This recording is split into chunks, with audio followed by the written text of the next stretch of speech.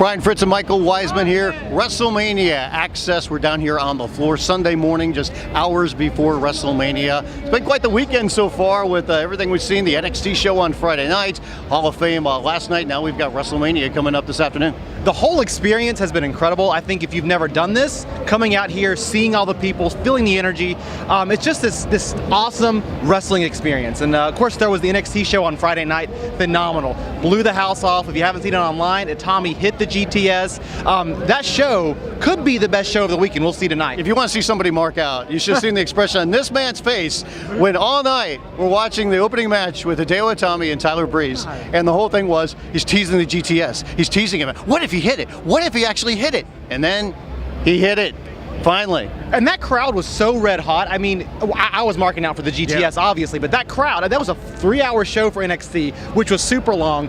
They'd been busy all day. It's 10 o'clock at night. People were still blowing the roof off that arena, just so excited to see NXT live. That brand is huge right now. Yeah, it's incredible the way that NXT has grown and just how many people want to talk to NXT talent and just everything that's going on around with it right now. And now NXT is going to be going on the road. And, you know, the big question now is, too, when are these guys going to get called up? Are they going to stay with NXT? I mean, we got an opportunity at WrestleMania Radio Row to talk with a couple guys, including Finn Balor, who's sitting there going, man, I just hope I'm on WrestleMania. If not, I guarantee I'm going to be on WrestleMania next year. I'm itching for an opportunity. I just want to be on it. And you can just see the excitement. And there's so much talent, too. You know, we talk about the main roster, and, you know, I know there's been somewhat of a lack of a buzz amongst some people when it comes to WrestleMania, but you see the talent that's waiting in the wings and getting opportunities and hoping they get even more opportunities. It's incredible right now when you talk about WWE, how many guys are here and who we want to see and just what could happen coming up. Well, and being on the ground here at AXXESS, I think you get to see those guys more, right? They've had Baylor out here, they've had Zayn out here, they had Charlotte out here Friday. I mean,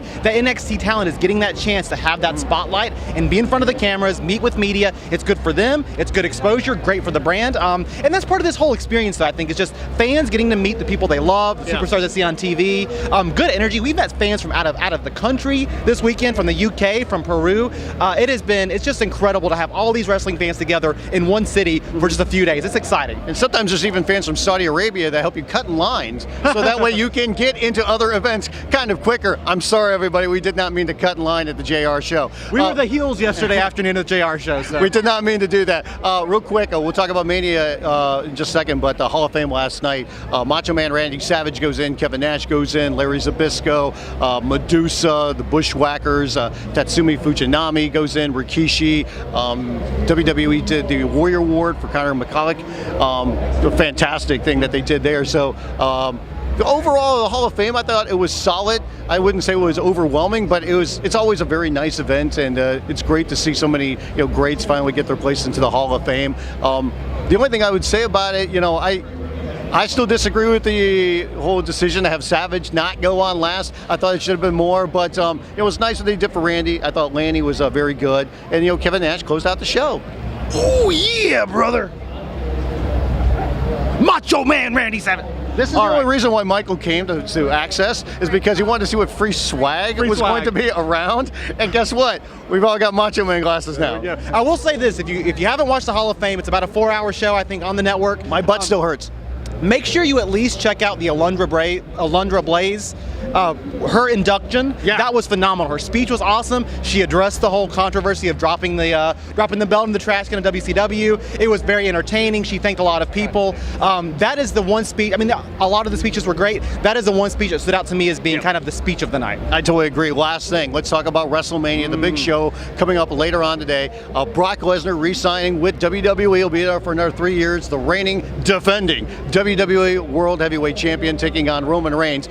We now believe, especially being here in town and seeing some of the crowd reaction, that Roman Reigns is not going to be a welcome guy once he comes to the ring, at Levi's Stadium for that main event. And then Brock Lesnar might be, even though he is the enemy in most places, he might be the guy that really gets cheered. And I think with Brock, already announcing he's going to be back at the company, it's such an interesting dynamic now, because we sit there and go, we thought we knew what was going to happen at WrestleMania before. Now we really don't know. And there's so many other variables. And I remember we talked in the podcast about, I know someone asked us a question of what surprises, and I said, I really don't see any. Well, there could be The Rock. mean, that's been teased out there now, so maybe The Rock gets involved. And what exactly happens?